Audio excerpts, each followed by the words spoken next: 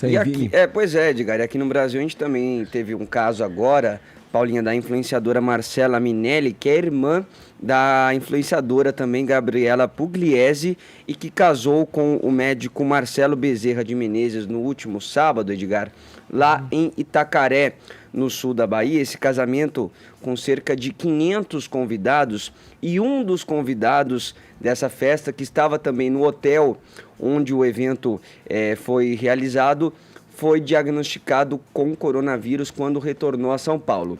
Ele estava no carnaval em Aspen, uma viagem aos Estados Unidos, esteve no hotel entre os dias 6 e 8 de março e foi diagnosticado com coronavírus. A informação foi confirmada pelo próprio resort, que diz que esse homem infectado é um homem de 26 anos, que esteve, portanto, nessa viagem a Aspen, aos Estados Unidos durante o carnaval, ficou no hotel entre os dias 6 e 8, apresentou sintomas leves de coriza e febre, mas já está em casa, passa bem sem apresentar sintomas. A Gabriela Pugliese publicou ontem a foto de um termômetro, onde ela colocou que ela estava com quase 39 graus de febre, estava meio mal, foi ao Albert Einstein também para fazer os exames, já fez esses exames para identificar qualquer tipo de vírus, não foi identificado H1N1, mas o do coronavírus, a confirmação só viria hoje. Entre outros convidados dessa festa também, todos eles sabendo agora dessa confirmação deste homem de 26 anos, obviamente, né, Edgar, principalmente aqueles que também apresentaram alguns sintomas de dores, de febre, procuraram o hospital para saber se também estão com coronavírus, porque além da festa no sábado, houve uma confraternização na sexta-feira entre alguns destes convidados. Então, é um caso aí que pode ter sido mais um foco da doença aqui no Brasil. O hotel diz também que nenhum dos funcionários apresentou qualquer sintoma, mas estão sendo todos observados. E o ministro da Saúde, o Henrique Mandetta, né, Edgar, participou ontem de uma audiência na Câmara, e até logo no momento em que ele se dirigia à audiência, foi confirmada essa situação de pandemia pela OMS, que é uma situação que, inclusive, o ministro defendia que fosse já colocada antes, porque a identificação do vírus já havia desde o ano passado. Né? Então, ele diz que houve até um atraso aí da própria OMS em colocar esta situação como pandemia. Vamos ver o que ele disse.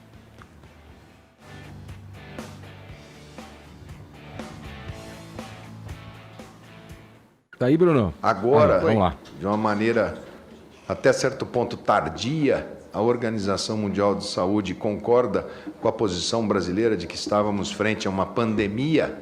Pandemia é uma situação em que um vírus tem uma alta capacidade de presença em continentes e transmissão sustentada em vários desses continentes. E aí, Edgar, ele também diz o seguinte: apesar dos números ainda serem um pouco baixos, então você tem no Brasil, por exemplo, quase 70 casos aí, em meio a 200 milhões de brasileiros, os índices de mortalidade também ainda não são tão altos, mas a partir do momento que você tiver aqui no Brasil a contaminação sustentada, há uma preocupação de que se sobrecarregue os postos e o atendimento de saúde. Vamos ver. O vírus é extremamente duro e ele derruba o sistema de saúde. Se ele não tem uma letalidade individual elevada, ele tem uma letalidade ao sistema de saúde.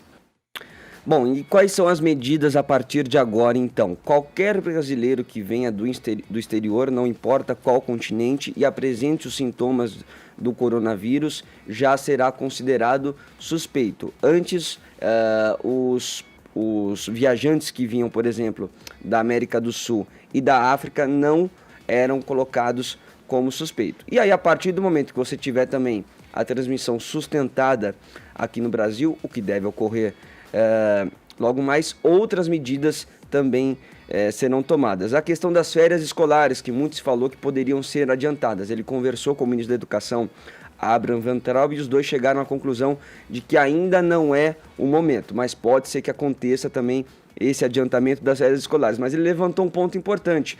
Quando você dá férias escolares para uma criança, geralmente eles ficam com quem? Com os pais trabalhando, com os avós. Né? E os avós, a população mais velha, é justamente o alvo de maior preocupação desta contaminação. Então seria um dilema aí a ser enfrentado também. E ele diz que precisa, obviamente, de mais dinheiro para combater o vírus, né? Tá tentando aí uma parte ali do orçamento, né? Dos 15 bilhões, ele está pedindo ali 5 bilhões do orçamento que saia das mãos dos deputados e vá diretamente para esse combate ao coronavírus, e aí você teria um reforço nessa compra de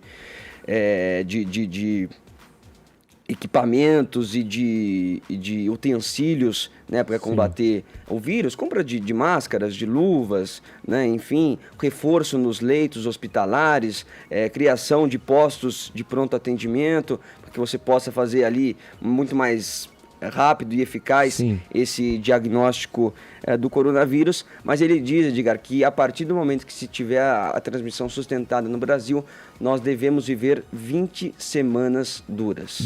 E essa proliferação dos casos, ela vai aumentar em progressão geométrica.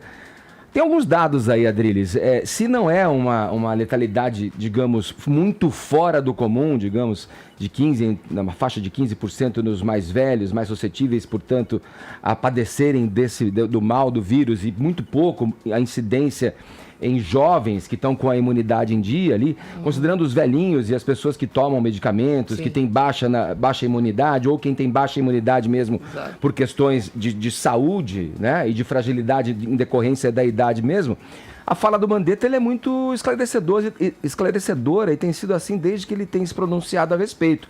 Porque se não é um alarme tão grande, né, com relação à letalidade, é com relação ao sistema de saúde, que não vai ter estrutura para receber leitos, para receber esses doentes que eventualmente vão precisar do atendimento médico. Na tua Só para complementar, né, Edgar, ele diz que cada estado é diferente, né? Porque tem estado que comporta maior esses pacientes e tem estados que não. Sim. Né? Então, na Itália, por exemplo, com a escassez... O Brasil é um país assimétrico. Na Itália, por exemplo, com a escassez de leitos, começaram a alocar pacientes nas salas de cirurgia, que é onde tem a possibilidade de ventilação artificial, entubamento, né, dos pacientes e tal. Olha, temos aí várias questões. Na tua opinião, como é que você vê tudo isso? A preocupação, esse barulho todo, esse alarde todo, é justificável ou o que você pensa a respeito? Eu acho que a preocupação é justificável. A gente tem uma pandemia, uma coisa latente, que tem baixa letalidade realmente. Eu acho que o barulho é que é complicado. Eu acho que a preocupação com o vírus vai causar mais problemas em relação à afetação da economia do que o vírus realmente. A gente sabe, ontem eu via uma mulher infectada com o vírus no Jornal da Cultura e ela estava aparentemente muito bem. Ela não apresentava nenhum tipo de sintoma, nenhum tipo de coriza, nada. Ou seja, eu acho que a mídia tem que ser responsável nesse sentido agora. Mostrar às pessoas para além dos números, porque os números é uma coisa aparentemente alarmante, né?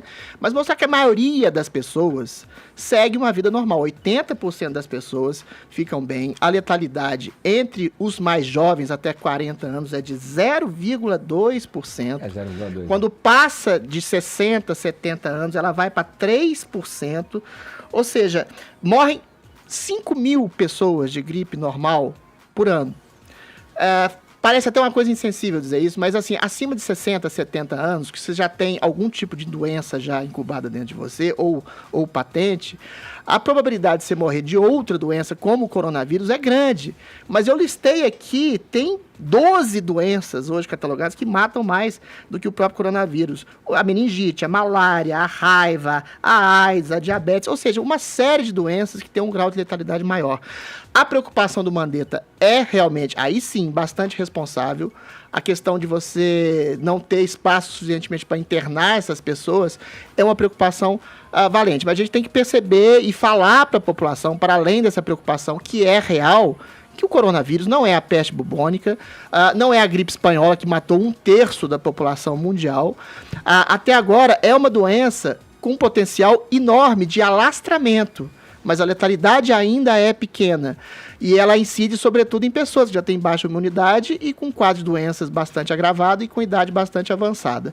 Isso não quer dizer que eu presto aqui minhas palmas ao ministro pela preocupação urgente em relação a fazer esse tipo de esclarecimento, a pegar o dinheiro do orçamento dos 5 bilhões para alertar e fazer uma campanha de prevenção em cidades e municípios e estados. O que chama atenção, né, Edgar, é esse desencontro de afirmações do ministro Henrique Mandetta com o próprio presidente Jair Bolsonaro, né, que tem amenizado um pouco mais a questão do vírus, chegou a chamar de fantasia, enfim, né, também vai em desacordo com as ações que o Donald Trump tem feito nos Estados Unidos. Eles tiveram agora recentemente... porque ontem também foi divulgado juntos, né? o fato de ser uma pandemia. Sim, mas o Mandetta, né, vem chamando a atenção muito mais, com muito mais, de uma forma muito o próprio mais Trump negou, né, a né, seriedade do problema, certo, e hoje voltou atrás. Vamos ver se o Bolsonaro vai se colocar também. Praticamente fechou, né, o país para voos para a Europa e vice-versa.